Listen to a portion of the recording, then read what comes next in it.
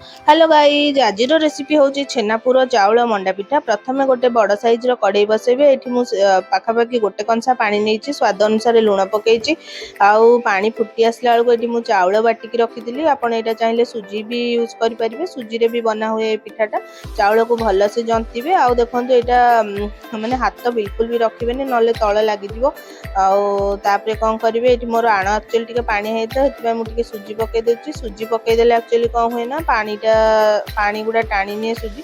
आउ मोर जंतनी प्रस्तुत होती मु पाखापाखि 1.5 लिटर क्षीर नहीं लेंबू चिपुड़ी एमती छेना छिड़े देती।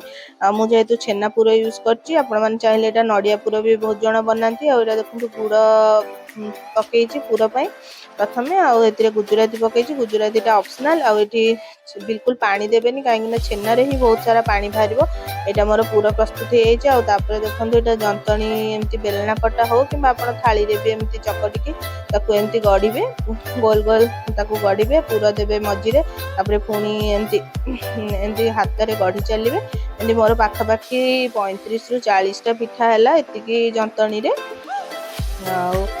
तापरे मुझे कौन करमती सब जाक गढ़ी सारापर एमती स्टीमर नहीं जाइए। आपड़ चाहिए इडली छांच भी बसई पारे। प्रथम पानी मुझे गरम कर देती। गरम है मोर यहाँ स्टीमरटा 2टा ही स्टेयर थिला तो मुझे प्रति स्टेयर किछि पिठा दे देती। देखो पाखापाखि 7 मिनिट्स भितर ही आपणकर ये पिठाटा रेडी हो। आटा देहपाई बहुत माने कौन कहले हेल्दी आउ टेस्टी भी खायापाई। आपण मैंने थरे यही प्रोसेस रे ट्राए करंतु आउ निश्चित भाव में भल लगे। रही देखा नेक्स्ट ब्लॉग रे। Thank you guys for watching. Please like share and subscribe.